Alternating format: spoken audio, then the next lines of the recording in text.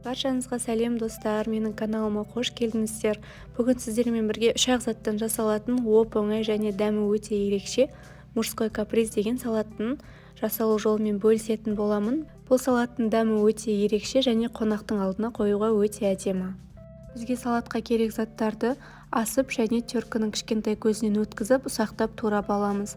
Одан кейін бізге осындай форма керек болады.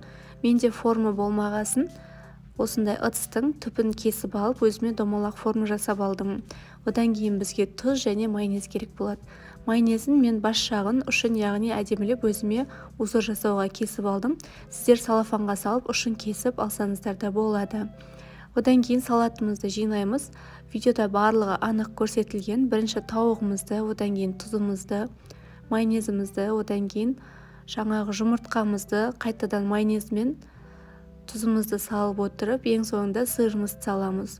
Дәл осылайынан тағы да бір қатар жасап өтеміз. Тауығымызды, жұмыртқамызды және сырымызды. Бірақ сырдың бетінде ең соңғысында майонез құймаймыз.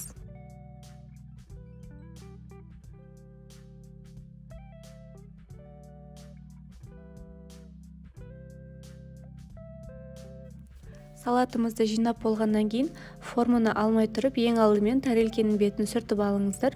Өйткені біздің жаңағы майонезіміз, жұмыртқамыз, яғни шашылып бүлініп қалуы мүмкін. Одан кейін ең соңғысында осылайынан сырымызды салып, өзіміздің қалауымыз бойынша әдемілеп ұсынсаңыздар болады. Менің каналыма тіркеліп, маған лайк басып, комментарий жазып, мені қолдап кетіңіздер. Сіздермен болған Гүлзада. Баршаңызға ас болсын. Қош сау саламатта болыңыздар.